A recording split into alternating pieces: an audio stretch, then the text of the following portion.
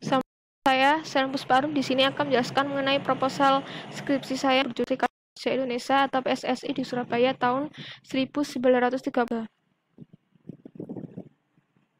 Latar belakang saya yang pertama yaitu kebijakan ekonomi liberal yang diberlakukan oleh pemerintah kolonial Hindia Belanda, di mana kebijakan ini yang pada akhirnya membuat industrialisasi bertumbuh kembang dan pesat, yang pada akhirnya munculkan kota-kota, baik kota-kota kecil maupun kota-kota besar.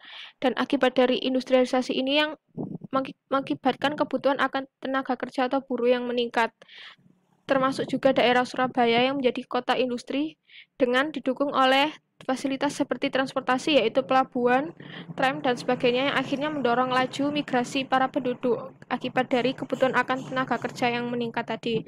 Yang kedua yaitu politik etis yang diberlakukan oleh pemerintah Hindia Belanda, yang pada akhirnya menekankan akan 3 hal, salah satunya yaitu pendidikan, di mana pendidikan ini yang pada akhirnya memunculkan kaum-kaum intelektual. Dari kaum-kaum intelektual ini, pada akhirnya mereka akan memunculkan sebuah organisasi-organisasi dan juga serikat pekerja untuk menggerakkan para pribumi yang ada di Jawa khususnya. Dan untuk faktor yang ketiga yaitu faktor sosial ekonomi, di mana pada tahun 1930-an terjadi depresi ekonomi atau Malaysia, di mana pada depresi ekonomi ini banyak sekali pabrik-pabrik yang akhirnya membuat mereka untuk mengurangi pegawai atau pekerja mereka. Dari kebijakan itu muncul banyak buruh atau pekerja yang menganggur, yang akhirnya membuat munculnya permasalahan sosial baru seperti kayak pengangguran, pengemis, gelandangan, dan sebagainya. Dalam hal ini, Persatuan Serikat Pekerja Indonesia dibentuk oleh Indonesian Study Club atau ISC dengan tujuan untuk menawarkan keuntungan kesejahteraan sosial bagi para anggota dan juga para kaum buruh itu sendiri. Selanjutnya yaitu penelitian terdahulu yang pertama, perkembangan organisasi buruh di Surabaya tahun 1950 sampai 1959 oleh Agus Praitno dan Ani Handayani dalam e-Jurnal Avantara. Penelitian mereka lebih menekankan bagaimana sih peran para buruh yang ada di Surabaya dan lebih menekankan pergerakan mereka pada masa pemilu 1945. Yang kedua yaitu Serikat Buruh Islam di Surabaya tahun 1948 sampai 1960 oleh Muhammad Sukron Arisyaroini dan Muryadi dalam jurnal Verlanden. Penelitian mereka juga sama seperti penelitian sebelumnya, yaitu menekankan peran serikat buruh pada masa pemilu 1945. Dan yang ketiga, buruh dan kekuasaan, dinamika perkembangan gerakan serikat pekerja di Indonesia masa kolonial sampai Orde Lama oleh Sazalil Kirom, yang menjelaskan bagaimana sih dinamika perkembangan gerakan serikat buruh atau pekerja di Indonesia dari masa kolonial sampai Orde Lama. Yang terakhir, Stomo, The Indonesian Study Club and Organized Labor in Late Colonial Surabaya, dalam Gestor, yang menjelaskan bagaimana juga peran para buruh di Surabaya pada masa akhir kolonial. Dari beberapa penelitian terdahulu itu hanya menjelaskan bagaimana sih peran para buruh dalam menanggapi kebijakan yang diberlakukan oleh pemerintah. Belum dalam hal ini saya akan menjelaskan bagaimana sih peran para buruh untuk kehidupan lebih ke arah sosial, yaitu kehidupan para buruh itu sendiri. Jadi penelitian saya akan menekankan bagaimana sih peran serikat buruh dalam hal kesejahteraan kehidupan para buruh itu sendiri. Untuk rumusan masalah, yang pertama bagaimana awal mula pergerakan Serikat Buruh PSSI di Surabaya tahun 1930 sampai 1933. Yang kedua yaitu bagaimana pergerakan Serikat Buruh PSSI di Surabaya pada tahun 1930 sampai 1933. Yang terakhir yaitu bagaimana dampak dari pergerakan Serikat Buruh PSSI di Surabaya pada tahun 1930 sampai 1933. Untuk ruang lingkup, saya milih spasialnya daerah Surabaya karena Surabaya ini menjadi tempat dari pembentukan PSSI, dan juga Surabaya menjadi sebuah kota besar di mana kota tersebut laju industrialisasi dan juga perkembangan transportasi yang meningkat, yang akhirnya membuat mereka menjadi kota industri seperti itu. Lalu untuk temporal 1930 sampai 1933 yaitu 1930 sebagai awal mula pembentukan dari PSSI, dan juga terjadi depresi ekonomi di mana banyak sekali pengurangan pegawai atau pekerja yang mengakibatkan banyaknya pengangguran. Dalam hal ini PSSI memiliki tujuan untuk mensejahterakan para kaum buruh, khususnya mereka yang mengalami pengurangan pegawai itu tadi yang menyebabkan mereka menganggur. Dan untuk 1933 itu sebagai kongres buruh pertama yang ada di Surabaya, di mana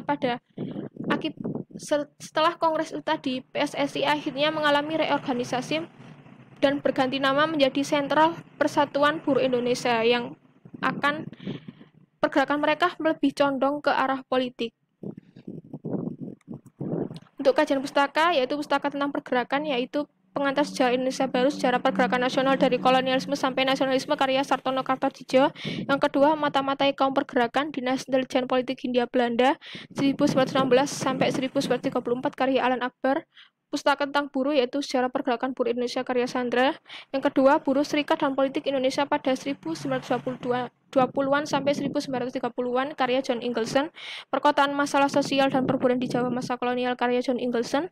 Overzicht van de Ontwikkeling der Nationalistische Indonesia in the Jaren 1930 sampai 1942, karya J.M. Bouvier. The Making of the Working Class, karya Eb Thompson.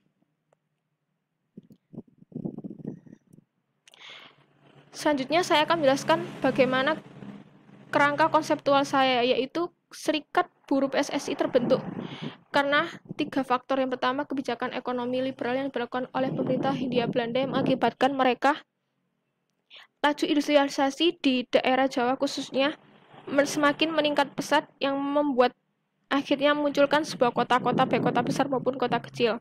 Akibat industrialisasi juga membutuhkan banyak tenaga kerja yang mengakibatkan laju migrasi, terutama di kota Surabaya, semakin meningkat.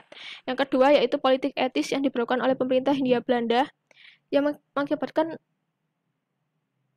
3 hal. Salah satunya pendidikan, yang membuat munculnya para kaum intelektual yang pada akhirnya mereka membentuk sebuah organisasi dan serikat buruh untuk menggerakkan para bumi putra. Yang ketiga, yaitu faktor sosial ekonomi, di mana pada tahun 1932 terjadi depresi ekonomi atau Malaysia yang mengakibatkan pengurangan tenaga kerja atau buruh itu tadi, yang membuat mereka menganggur.